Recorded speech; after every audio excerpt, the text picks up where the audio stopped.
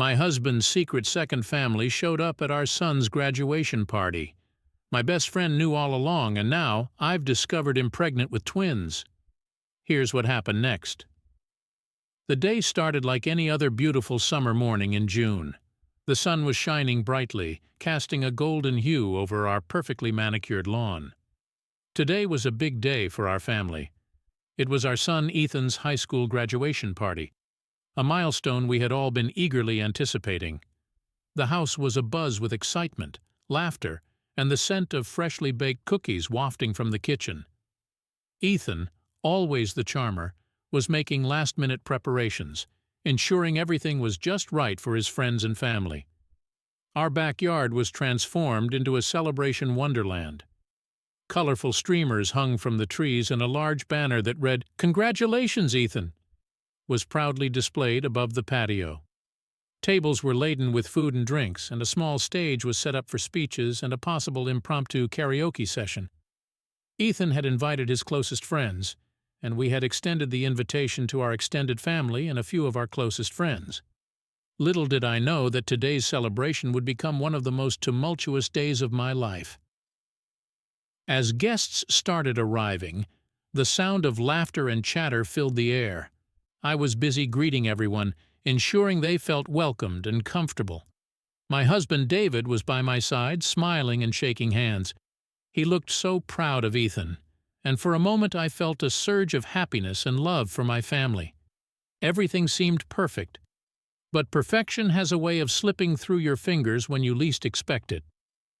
Midway through the party, as I was chatting with my sister-in-law Emily, I noticed a group of unfamiliar faces entering the yard. At first I thought they were friends of Ethan's that I hadn't met yet. But as they approached, I realized something was off. The group consisted of a woman around my age, 2 teenage girls, and a young boy who looked strikingly familiar. My heart began to race, and a sense of dread washed over me. David, who had been laughing with Ethan's friends, suddenly went pale. His smile faltered, and he froze in place, his eyes wide with shock and fear. The woman walked up to him with a determined look on her face, and the kids followed closely behind. The entire party seemed to pause, all eyes on this unfolding drama. I felt a knot tighten in my stomach as I walked towards them, 1,000 questions racing through my mind. The woman spoke first, her voice steady and cold. "David, it's time you introduced us properly." Her words hung in the air, heavy with implication. David's face turned a shade of white I had never seen before, and he looked like he might faint. I glanced at the children, and it was then that I saw it. The boy had David's eyes, the same deep blue that I had fallen in love with all those years ago.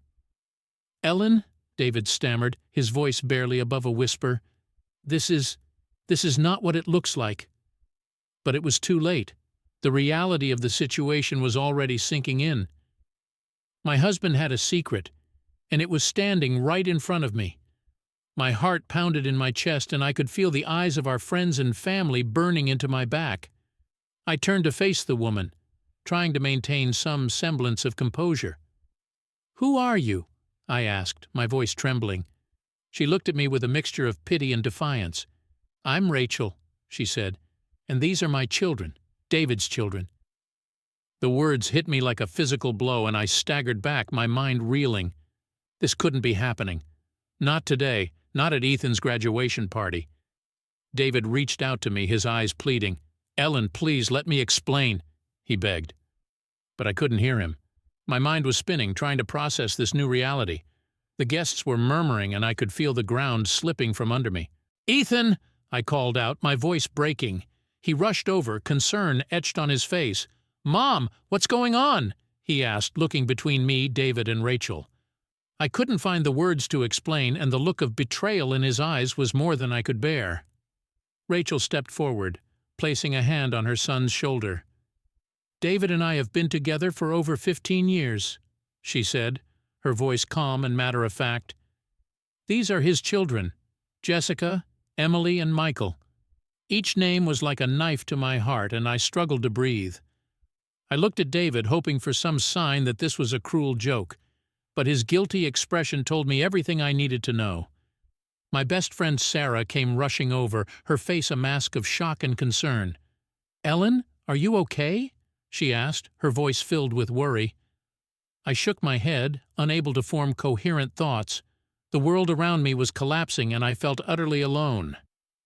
David had betrayed me and my best friend had known all along. The pain of their deception was overwhelming, and I didn't know how I would survive it.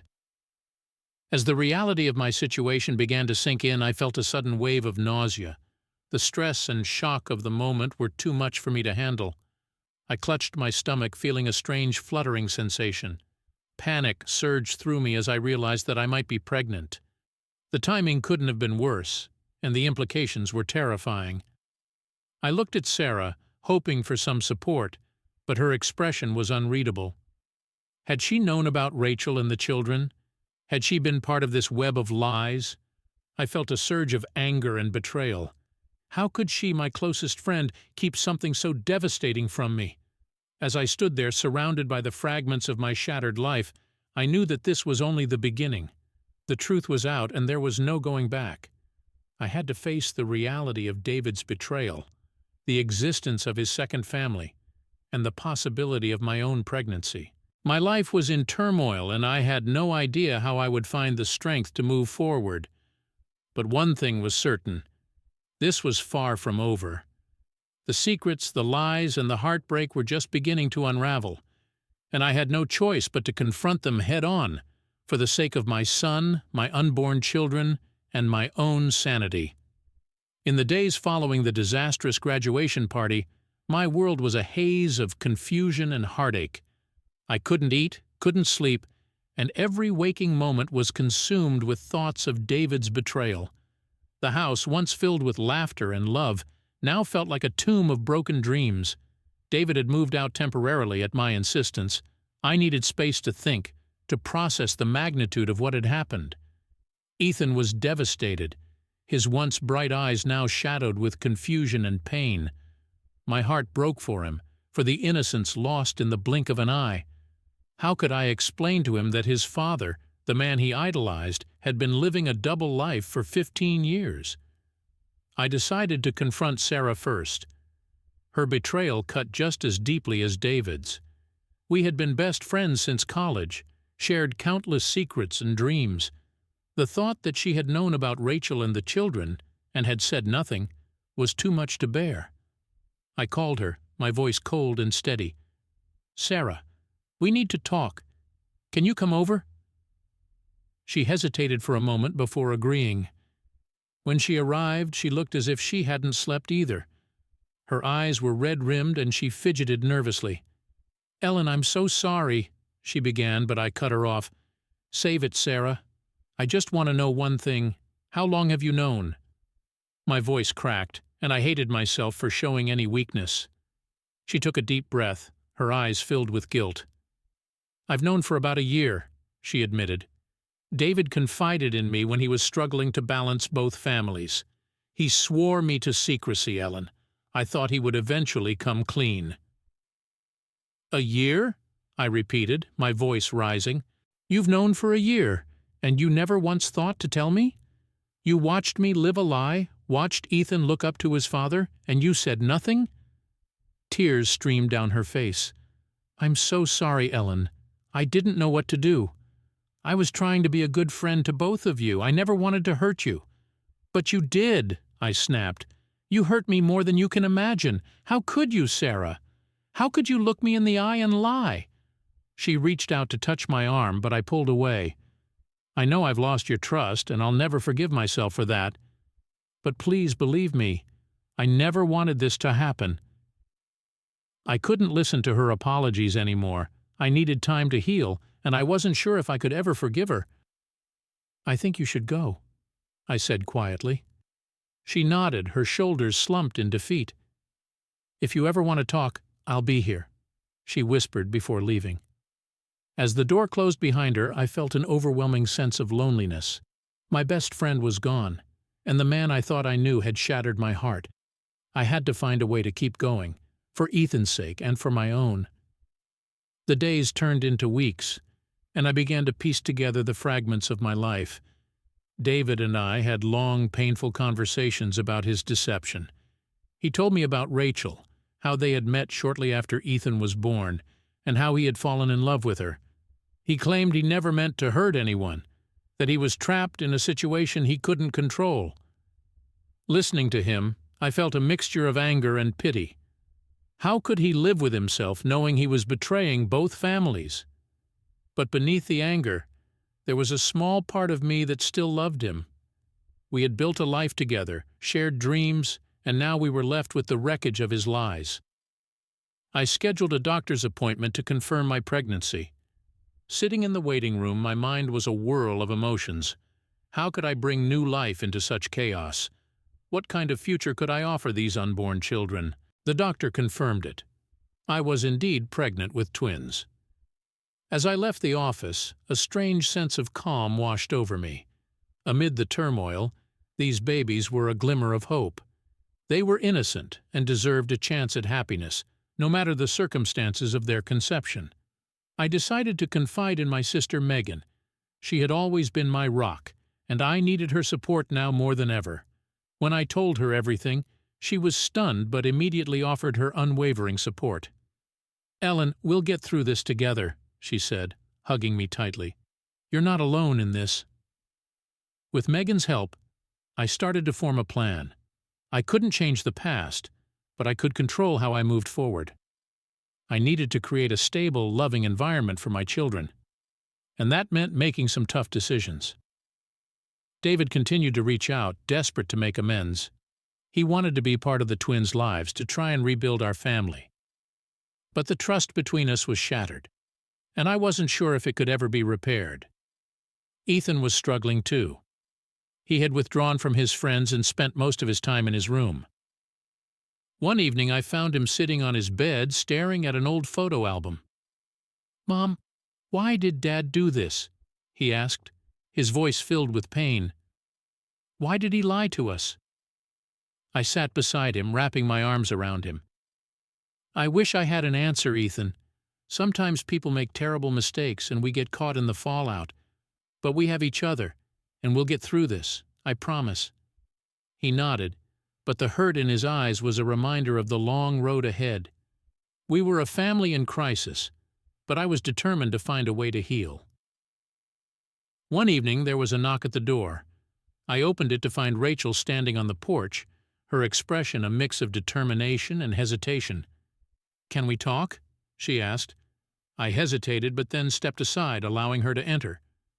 We sat in the living room, the tension palpable. "Ellen, I don't know how to start," she began. "I never wanted to hurt you." When I met David, I had no idea he was married. By the time I found out, I was already in love with him, and he promised he would leave you. But then he never did. Her words were like salt in an open wound, but I needed to hear her side. "Why did you come here, Rachel?" "I came because our children deserve to know the truth. They deserve a chance to have some kind of relationship, no matter how complicated it is. And I think you deserve the truth, too." I listened as she told me about her life with David, the lies he had spun to keep both families in the dark. It was painful, but there was a strange sense of relief in finally knowing everything. As she left, I realized that my journey was far from over. The road ahead was uncertain and fraught with challenges, but I was determined to find a way forward, for Ethan, for the twins, and for myself. The healing had only just begun, and I knew it would take every ounce of strength I had to rebuild our lives.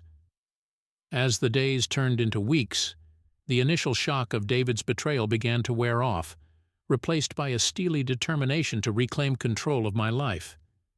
The pieces of our shattered family were slowly being put back together, albeit in a new, unrecognizable form. Ethan was still struggling, but with the support of my sister Megan and the occasional visit from a therapist, he was starting to come to terms with his father's deceit. One morning, as I sipped my coffee and looked out the kitchen window, my phone buzzed with a message from David. He wanted to meet and talk about the future. Part of me wanted to tell him to go to hell, but another part, the part that still remembered the man I fell in love with, wanted to hear him out. We agreed to meet at a neutral place, a quiet cafe on the outskirts of town.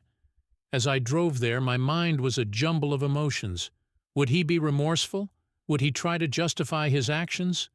And most importantly, what did he want from me now? David was already seated when I arrived, his hands wrapped around a coffee cup.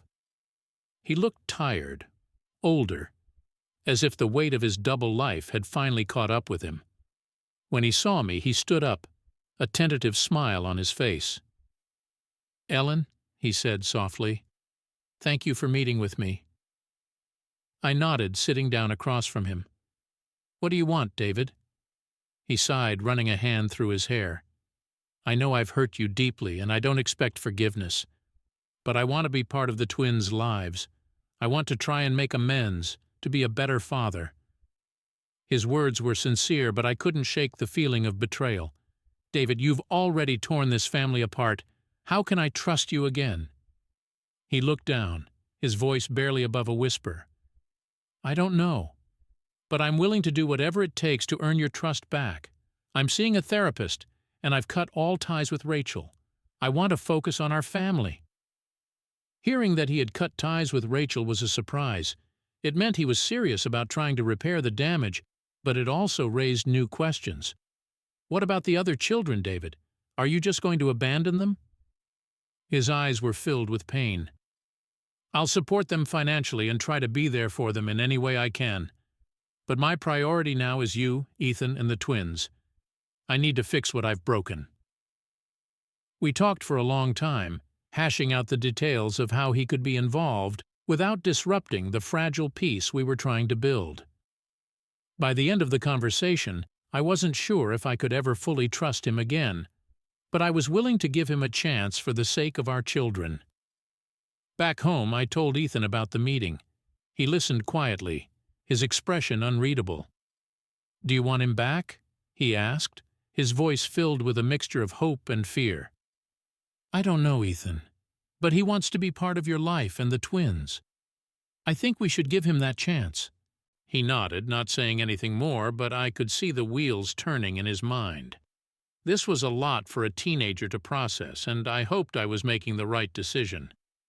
As my pregnancy progressed, I began to feel the fluttering movements of the twins.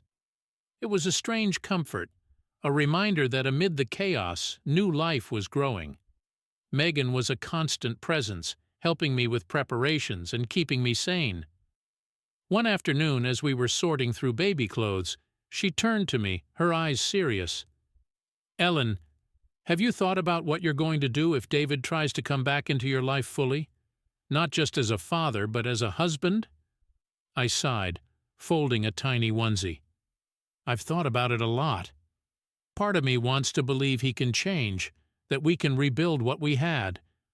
But another part of me is terrified of getting hurt again. I don't know if I can ever trust him completely." Megan nodded, her hand on mine. "Whatever you decide, I'm here for you. You're stronger than you think, Ellen." Her words gave me strength, but the doubts lingered. How could I rebuild my life when the foundation had been shattered? And what about Sarah? Her betrayal still stung, and I wasn't sure if our friendship could survive this. One evening, as I was preparing dinner, there was a knock at the door. I opened it to find Rachel standing there again, her expression a mixture of determination and desperation. "Ellen, I know this is unexpected, but I need to talk to you," she said, her voice trembling. I let her in, wary but curious about what she had to say. We sat in the living room, the silence between us heavy with unresolved tension. "I've been thinking a lot about our last conversation," she began, "and I realized that I need to make amends too. I've decided to move out of town with the kids. We need a fresh start, away from all of this. But before I go, I wanted to give you something." She reached into her bag and pulled out a small box. Inside was a collection of letters, all written by David to her over the years. These might help you understand his side of things. They don't excuse what he did, but they might give you some clarity. I took the box, feeling a mixture of anger and gratitude. "Thank you, Rachel. I appreciate this." She nodded, tears in her eyes. I hope you find some peace, Ellen, and I hope the twins bring you all the joy you deserve."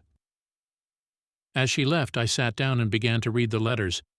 They were filled with love and regret, confusion and longing. It was painful to see how deeply entangled David's emotions had been, but it also gave me a new perspective on his actions. That night, I lay in bed, the weight of everything pressing down on me. The letters had given me a glimpse into a side of David I hadn't seen before, but they also raised new questions. Could I ever truly forgive him? And even if I could, did I want to?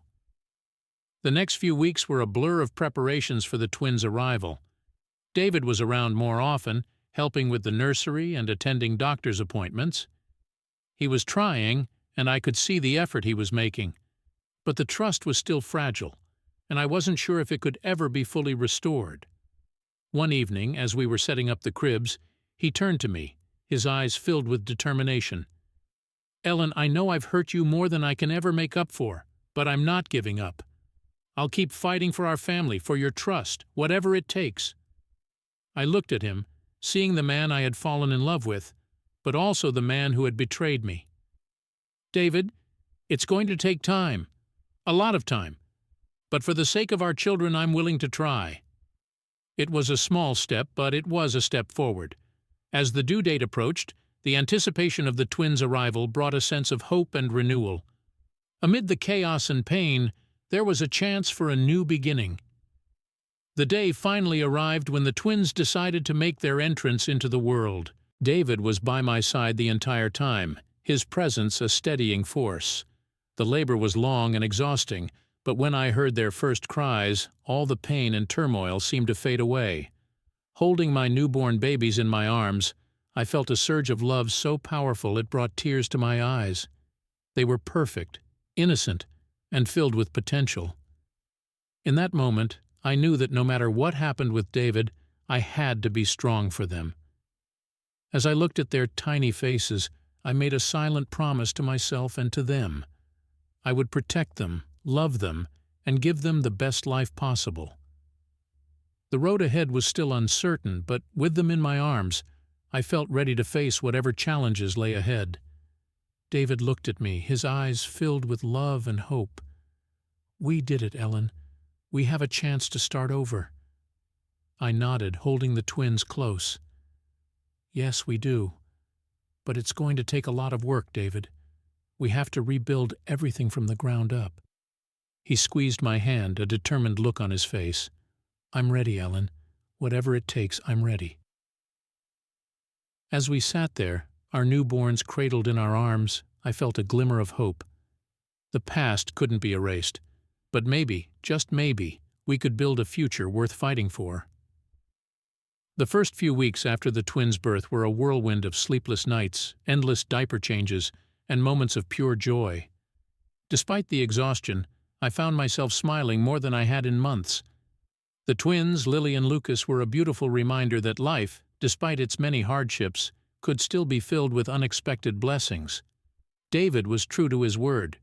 He was present, attentive, and completely devoted to helping with the babies. Seeing him with them, his eyes filled with love, brought a pang of bittersweet emotion. It was the side of him I had always cherished, the side that made me fall in love with him in the first place. But the trust between us was still delicate, like a fragile piece of glass that could shatter at any moment. Ethan was slowly adjusting to his new reality. He adored his new siblings and spent a lot of time playing with them, his laughter filling the house once more. It was a balm to my soul to see him smiling again. The bond between him and the twins was instant and strong, and it gave me hope that our family could find a new kind of happiness. One evening, as I rocked Lily to sleep, David came into the nursery, his face etched with worry. "Ellen, we need to talk about something important," he said quietly, not wanting to disturb the sleeping baby. I nodded, gently placing Lily in her crib and following him into the living room. "What is it, David?" He took a deep breath, his eyes meeting mine. "Rachel is having a hard time with the kids. They're struggling to adjust to the new situation, and she's overwhelmed. She reached out to me for help." A surge of anger and fear shot through me. "David, You promised you'd focus on us, on rebuilding our family." He held up his hands, trying to calm me. "I know, Ellen, and I am. But they're my children too. I can't just turn my back on them." I took a deep breath, trying to steady my emotions. "What are you suggesting?"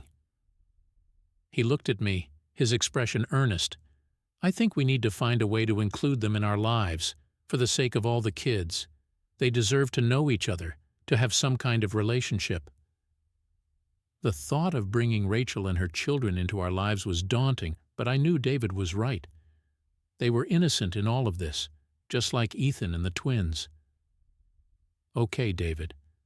But it has to be on our terms. We need to set boundaries." He nodded, relief flooding his face. "Of course, Ellen. We'll do this together, as a family." As we sat down to discuss the logistics, I couldn't help but feel a mix of trepidation and hope. This was a new challenge, one that would test our fragile reconciliation. But for the sake of all our children, I was willing to try. The next few days were filled with careful planning. David and I agreed to meet with Rachel and her children in a neutral location, a park where the kids could play while we talked. The day of the meeting, my nerves were on edge, but I put on a brave face for Ethan and the twins. When we arrived at the park, Rachel was already there with Jessica, Emily, and Michael. The children looked nervous but curious, their eyes wide as they took in the sight of us. David immediately went to them, hugging each one and introducing them to Ethan and the twins. Rachel approached me, her expression a mix of guilt and gratitude. "Thank you for agreeing to this, Ellen. I know it's not easy." I nodded, trying to keep my emotions in check. "We're doing this for the kids. They deserve to know each other." As the children played together, I watched from a distance, my heart aching with a mixture of pain and hope. This was a step toward healing, a step toward a new kind of family. It wouldn't be easy, and there would be many challenges ahead. But for the sake of our children, I was willing to face them head-on. David came over and stood beside me, his eyes on the kids. "We'll get through this, Ellen. Together." I nodded, feeling a small spark of hope. "Yes, David. Together." As I watched our children play, their laughter echoing through the park, I knew that this was just the beginning of a long, difficult journey. But it was a journey worth taking, for the sake of our family, and for the future we were determined to build. The weeks that followed our meeting at the park were filled with tentative steps towards building a new kind of family. David and I established a schedule for him to spend time with all of his children, carefully balancing his attention between our home and visits with Rachel and her kids. It wasn't perfect, but it was a start. Ethan adjusted remarkably well, considering everything. He was developing a bond with his half-siblings, especially Michael, who was close to his age. They'd play video games together, chat about school, and sometimes even confide in each other. Watching them form a connection warmed my heart and gave me hope that maybe, just maybe, we could make this work. One evening, as I was putting Lily and Lucas to bed, David came into the nursery looking more relaxed than I'd seen him in months. "I've been thinking, Ellen," he said softly. "Maybe we could all spend some time together. You, me, Ethan, the twins, Rachel and the kids. We could go to the zoo or have a picnic. Something to show the kids that we're all in this together."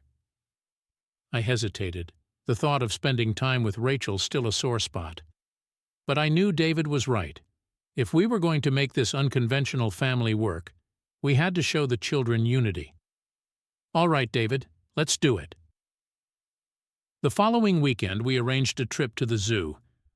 As we arrived, the kids were bubbling with excitement, their previous apprehensions seemingly forgotten.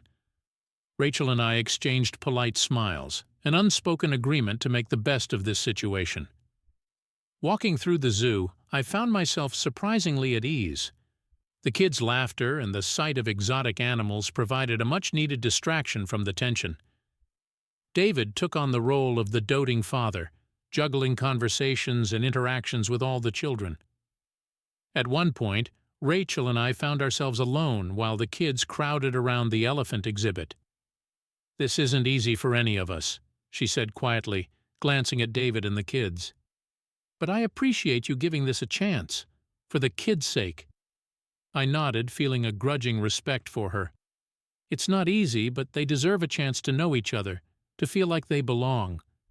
Rachel smiled, a hint of sadness in her eyes. "David's trying hard, I see that. I hope it's enough for you and the kids." I took a deep breath, looking at the man I once loved and the children who depended on us. I hope so too. As the day wore on, a sense of camaraderie began to form. We shared snacks, took photos, and even managed to laugh together. It wasn't perfect, but it was a start, a small, hesitant step toward healing and rebuilding our lives. That night, after we put the kids to bed, David and I sat in the living room, exhausted but hopeful. "Today went better than I expected," he said, a hint of relief in his voice. I nodded, feeling a small flicker of hope. It did. We're not there yet, but we're making progress. He reached for my hand, squeezing it gently. "We'll keep trying, Ellen, for the kids and for us." As I looked into his eyes, I saw the man I had fallen in love with so many years ago. The road ahead was still uncertain, filled with challenges and difficult decisions. But for the first time in a long time, I felt like we had a chance. A chance to rebuild, to heal, and to create a new kind of family, one rooted in honesty, forgiveness, and love. Despite the progress we made at the zoo, the reality of integrating two families was more complicated than I had anticipated. We were tiptoeing through a minefield of emotions, and every step forward seemed to be accompanied by setbacks. Yet the hope that we could find a way to make this work kept me going. David continued to split his time between our home and Rachel's, trying to be the father his children needed. He was making an effort, but the strain was evident. Balancing two worlds was taking its toll on him, and I could see the weariness in his eyes. We had our share of heated discussions about boundaries, priorities, and the future, but we were committed to working through it for the sake of the kids.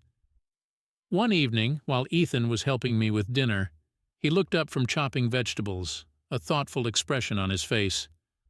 "Mom, do you think things will ever be normal again?"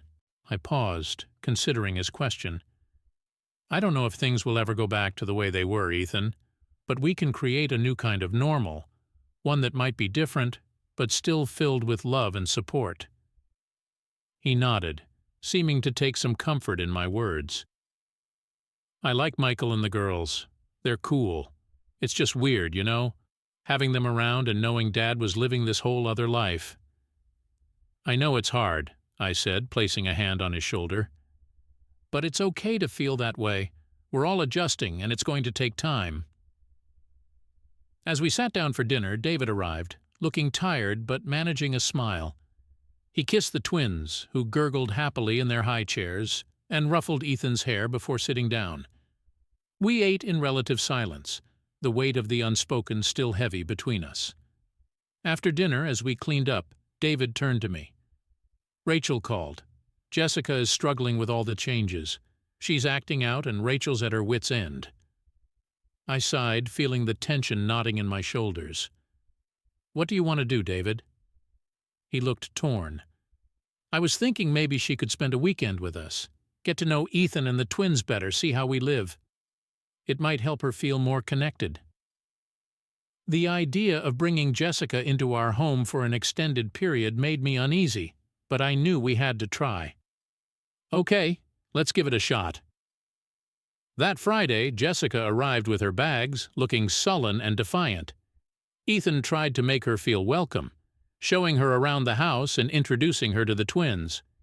She warmed up slightly, but it was clear she was struggling with her emotions.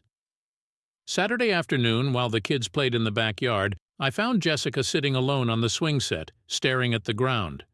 I approached her cautiously, not wanting to intrude, but knowing we needed to talk. "Jessica, how are you feeling?" I asked gently, sitting on the swing next to her. She shrugged, not meeting my eyes. "It's just weird. I don't know how to feel. I miss my dad, but I don't know where I fit in here." "I understand," I said softly. "This is all new for everyone. But you do belong here, and we want you to feel like this is your home too." She looked up, her eyes filled with uncertainty. "Do you really mean that? Even after everything my mom and dad did?" "Yes, I do," I replied firmly. "We all make mistakes, but we're trying to move forward. Your dad loves you, and so do Ethan and the twins. We're all in this together." For the first time, I saw a flicker of hope in her eyes. "Thanks, Ellen." That night, as David and I talked before bed, he expressed his gratitude. "Thank you for being so understanding with Jessica. It means a lot." "We're doing this for the kids," I reminded him. "It's not easy, but it's worth it." As we drifted off to sleep, I felt a sense of cautious optimism. The road ahead was still fraught with challenges, but moments like these gave me hope that we could find a way to make our unconventional family work. The next day, Jessica seemed more at ease. She played with the twins and even helped Ethan with his homework. Watching them interact, I felt a glimmer of hope. Maybe, just maybe, we could find a way to blend our families into something that resembled harmony. When it was time for Jessica to go back to Rachel's, she hugged me awkwardly, a small but significant gesture of acceptance. "Thanks for having me, Ellen." "Any time, Jessica," I replied, my heart swelling with a mixture of relief and affection. As I watched her leave, hand in hand with David, I realized that while our journey was far from over, we were on the right path. It wouldn't be easy, and it wouldn't be quick, but for the sake of all our children, we were determined to make it work. David returned, his eyes meeting mine with a mixture of gratitude and determination. "We're getting there, Ellen. One step at a time." I nodded, feeling the strength of our commitment. One step at a time. The tentative steps we had taken to blend our families started to build a fragile sense of unity. It wasn't perfect, but the kids were growing closer, and David and I were cautiously rebuilding our relationship. The journey was far from smooth, with emotional ups and downs, but I held on to the hope that we were moving in the right direction. One evening, after putting the twins to bed, I sat down with David to discuss the next steps. "David, we've come a long way, but there's still so much to figure out. We need to address our living arrangements and how to co-parent with Rachel." He nodded, looking thoughtful. "I've been thinking about that too. Maybe we could start by having regular family meetings, including Rachel and the kids, to discuss schedules, school activities, and any concerns. It might help everyone feel more involved and heard." The idea of regular meetings was daunting, but it made sense. "Okay, let's give it a try. We need to make sure everyone feels included, and it might help us avoid misunderstandings." That weekend, we hosted the first family meeting at our house. Rachel arrived with Jessica, Emily, and Michael, and there was a noticeable tension in the air. We all sat around the dining table, the children looking between us, unsure of what to expect. David started, his voice steady but filled with emotion. "We're here to talk about how we can all work together as a family. I know this isn't easy and there's a lot of hurt, but for the sake of our kids, we need to find a way to move forward." Rachel nodded, her eyes meeting mine with a hint of gratitude. "We need to communicate better for the kids' sake. It's important that they see us working together." We discussed school schedules, upcoming events, and the challenges the kids were facing. Jessica spoke up about her struggles at school, and Ethan offered to help her with her homework. It was a small gesture, but it signaled a growing bond between them. As the meeting went on, the tension began to ease, replaced by a cautious optimism. We were addressing issues head-on, creating a foundation for better communication and cooperation. By the end of the meeting, I felt a sense of accomplishment. It wasn't perfect, but it was progress. After Rachel and the kids left, David and I sat down with Ethan. "How are you feeling about all of this?" I asked, wanting to make sure he felt heard and supported. He shrugged, but there was a hint of a smile on his face. "It's weird, but I think it's good. Jessica and I talked a lot today, and I feel like we're starting to understand each other." David smiled, his eyes filled with pride. "That's great to hear, Ethan. We're all figuring this out together." As the weeks passed, the family meetings became a regular occurrence. The kids were adjusting, and we were finding a rhythm that worked for everyone. There were still moments of tension and misunderstandings, but we addressed them as they came, always keeping the kids' well-being at the forefront. One afternoon, as I was tidying up the house, I found a note from Ethan on the kitchen counter. It was a simple thank you note, expressing his appreciation for everything I was doing to keep the family together. Tears filled my eyes as I read it, my heart swelling with love and pride. David came in, noticing the note in my hand. He wrapped his arms around me, his touch a comforting presence. "You're doing an amazing job, Ellen. We couldn't do this without you." I leaned into him, feeling the strength of our renewed connection. "We're doing this together, David. And for the first time in a long time, I feel like we're truly a family." As the months went by, our blended family continued to grow stronger. There were still challenges, but we faced them together, united in our commitment to each other and our children. The past couldn't be changed, but the future was ours to shape, and with each step forward, we were building a new kind of family, one rooted in honesty, forgiveness, and love. One evening, as we gathered for dinner, I looked around the table at our children, their faces filled with laughter and hope. We had come a long way, and there was still much to do, but we were doing it together, and that made all the difference. As the months turned into a year, our blended family continued to navigate the complexities of our new reality. The regular family meetings had become a cornerstone of our routine, providing a space for open communication and mutual support. The kids were thriving, their bonds growing stronger with each passing day. Ethan had taken on the role of an older brother with surprising ease, often helping Jessica and Michael with their schoolwork and playing with Emily and the twins. Watching him step up and embrace his new siblings filled me with pride.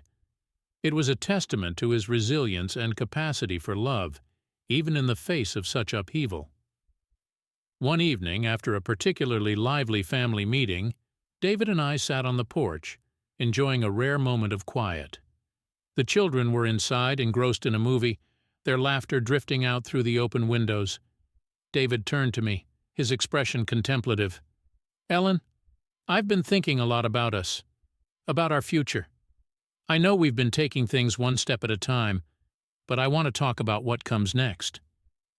I nodded, my heart pounding. "What do you mean?" He took a deep breath, his eyes meeting mine with unwavering sincerity. "I want to renew our vows, to recommit to each other and our family. We've been through so much, and I want to show you and the kids that I'm here for the long haul, that I'm fully committed to making this work." Tears welled up in my eyes as I considered his words. The idea of renewing our vows was both terrifying and beautiful. It represented a chance to truly start anew, to rebuild our relationship on a foundation of honesty and love. "David, that's a big step," I said, my voice trembling. "Are you sure we're ready for that?" He nodded, reaching out to take my hand. "I am. I know I've hurt you, and I know it will take time to fully heal. But I believe in us, Ellen. I believe in our family, and I want to show you how much I love you and how committed I am to our future." As I looked into his eyes, I saw the depth of his sincerity. He had changed, grown, and worked tirelessly to repair the damage he had caused. And while the scars of his betrayal would never fully disappear, I realized that I too believed in our future. "Okay," I said softly, squeezing his hand. "Let's do it. Let's renew our vows." The weeks that followed were a whirlwind of preparation and emotion. We decided to hold the ceremony in our backyard, the place where our journey had taken such an unexpected turn. It felt fitting to renew our commitment in the space that had witnessed our deepest pain and our most profound healing. We involved the children in every step of the planning, wanting them to feel like an integral part of this new chapter. Ethan and Jessica worked together to create beautiful decorations, while Michael and Emily helped choose the music. Even the twins, in their own toddler way, added to the excitement, their innocent joy a constant reminder of the love that bound us all. On the day of the ceremony, the backyard was transformed into a haven of love and hope. Twinkling lights hung from the trees, and flowers adorned every surface. Our friends and family gathered, their presence a testament to the support and love that had carried us through the darkest times. As I walked down the makeshift aisle, arm in arm with Ethan, I felt a surge of emotion. The sight of David standing at the altar, his eyes filled with love and determination, brought tears to my eyes. This was a new beginning, a chance to rewrite our story. David's vows were heartfelt and raw, filled with promises to love, honor, and cherish me and our family. When it was my turn, I spoke from the heart, expressing my gratitude for his commitment and my hope for our future. The moment we exchanged rings, a cheer went up from the children, their joy contagious. We kissed, sealing our vows with a promise to continue building a life together, one step at a time. As we celebrated with our family and friends, I felt a profound sense of peace. The journey had been long and arduous, filled with pain and uncertainty. But it had also been marked by resilience, love, and the unwavering belief that we could create something beautiful from the ashes of our past. That night, as we put the kids to bed and stood in the quiet of our home, David wrapped his arms around me. "We did it, Ellen," he whispered. "We've come so far." I nodded, resting my head against his chest. "We have. And we'll keep going, together." The road ahead would still have its challenges, but we were ready to face them.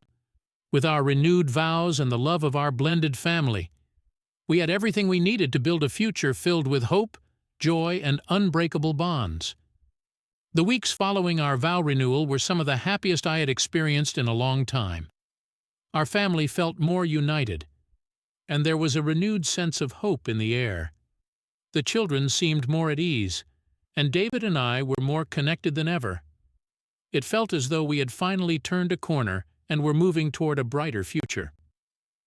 One sunny Saturday morning, we decided to take the kids to a nearby lake for a day of fun.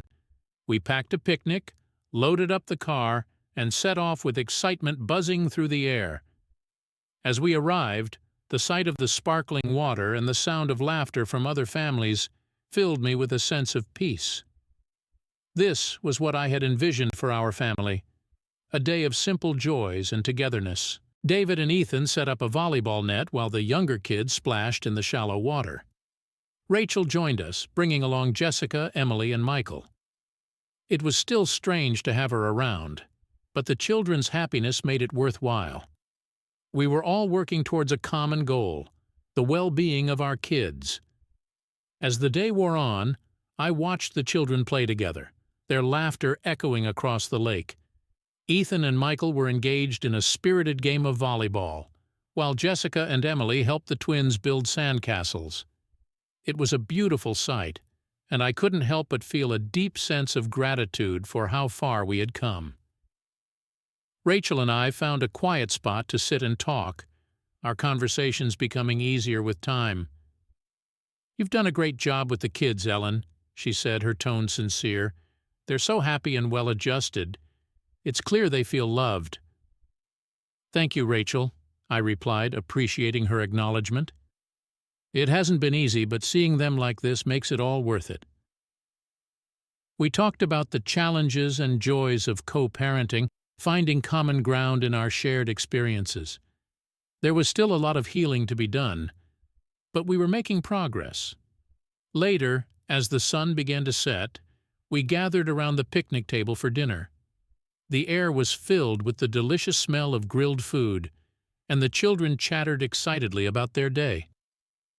David sat next to me, his hand resting on my knee, a silent gesture of support and love.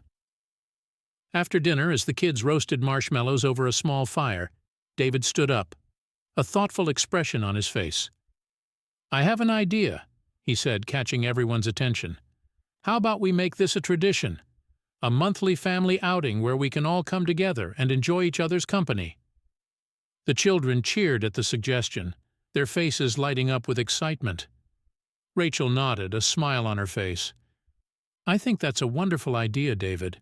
It will give us all something to look forward to. I couldn't agree more. The idea of creating new traditions and memories as a blended family filled me with hope. It was a tangible step towards building a future where our children felt secure and loved. As we packed up and headed home, the children chattered about their favorite parts of the day, their voices filled with joy. David and I exchanged a look of contentment, knowing that we were on the right path. That night, after the kids were asleep, David and I sat on the porch, the cool night air wrapping around us. Today was perfect, I said, leaning into him. It was, he agreed, his arm around my shoulders. I think we're finally finding our rhythm, Ellen. I nodded, feeling a sense of peace. Yes, we are, and I'm grateful for every moment. We sat in comfortable silence, watching the stars twinkle in the sky. The journey ahead was still filled with uncertainties, but with our renewed commitment and the love of our blended family, I knew we could face whatever came our way. As I drifted off to sleep that night, I felt a profound sense of contentment. Our family was not defined by its past, but by the love and resilience we shared. We were building something beautiful, one step at a time, and that was more than enough. The next day, we began planning our next family outing, the excitement of creating new memories propelling us forward. With each passing day, our bonds grew stronger, and the promise of a brighter future felt within reach. Together, we were crafting a story of love, forgiveness, and unbreakable unity, one chapter at a time. As the seasons changed and the months rolled by, our blended family settled into a rhythm that felt natural and comforting. The regular family outings had become a cherished tradition, creating a tapestry of shared memories that bound us together. Each month brought a new adventure, hiking in the mountains, exploring museums, or simply enjoying a picnic at the park. With each outing, the bond between the children grew stronger, and the wounds of the past began to heal. One crisp autumn afternoon, we decided to visit a nearby apple orchard. The air was filled with the scent of ripe apples and the sound of laughter as the kids raced through the rows of trees, baskets in hand. The twins, now toddling around with newfound confidence, giggled as they tried to keep up with their older siblings. David and I walked hand in hand, watching the children with a mixture of pride and contentment. Rachel joined us, and we chatted about the kids' school projects, upcoming holidays, and the challenges of parenting. Our conversations had become more natural, filled with mutual respect and understanding. As we gathered around a large picnic table for lunch, I looked at the faces of our children, Ethan, Jessica, Michael, Emily, and the twins, Lily and Lucas. They were a picture of happiness, their laughter infectious. This was the family I had dreamed of, a family forged through resilience, love, and a commitment to each other. After lunch, as the kids played a game of tag, David and I found a quiet spot under a large oak tree. "Ellen, I've been thinking a lot about the future," he said, his voice steady. "We've come so far, and I believe we're ready for the next step." I looked at him, curiosity and anticipation mingling in my heart. "What do you have in mind?" He took a deep breath, his eyes filled with love and determination. "I think it's time we moved in together, all of us. One home where the kids can grow up feeling secure and loved. A place where we can continue building this family we've worked so hard to create." The idea of merging our households had always seemed daunting, but now it felt like a natural progression. We had built a foundation of trust and understanding, and the children had formed strong bonds. It was time to take that leap. "I think you're right, David," I said, feeling a sense of excitement and hope. "It's time we created a home where we can all be together." We shared the news with the children later that day, their faces lighting up with joy. The prospect of living together as one big family filled them with excitement and anticipation.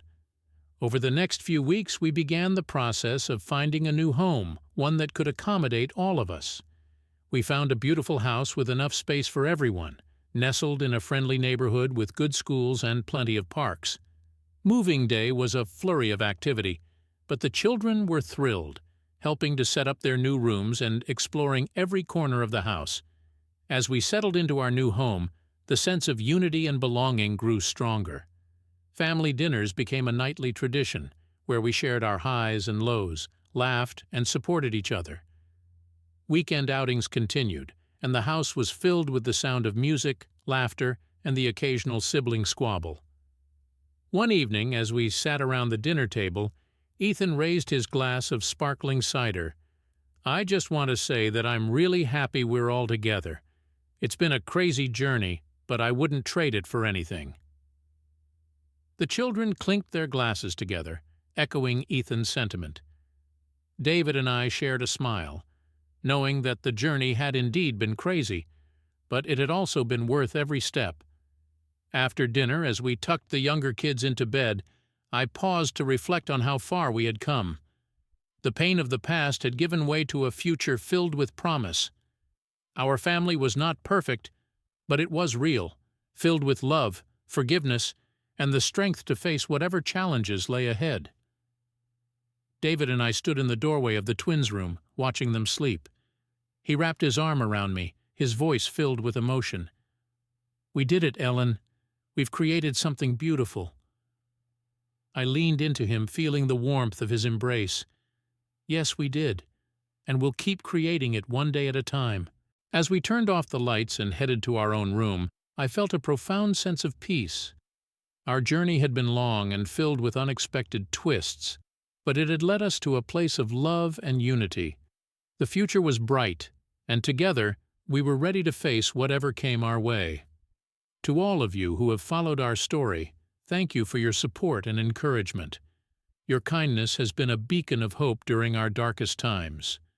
As we move forward, I hope our journey inspires you to believe in the power of love, forgiveness, and the resilience of the human spirit. Life may not always be perfect, but with the right people by your side, it can be truly beautiful. What about you? Have you ever faced a challenging family situation that required forgiveness and a fresh start? How did you navigate it? I'd love to hear your stories and thoughts. Here's to the power of family in all its forms.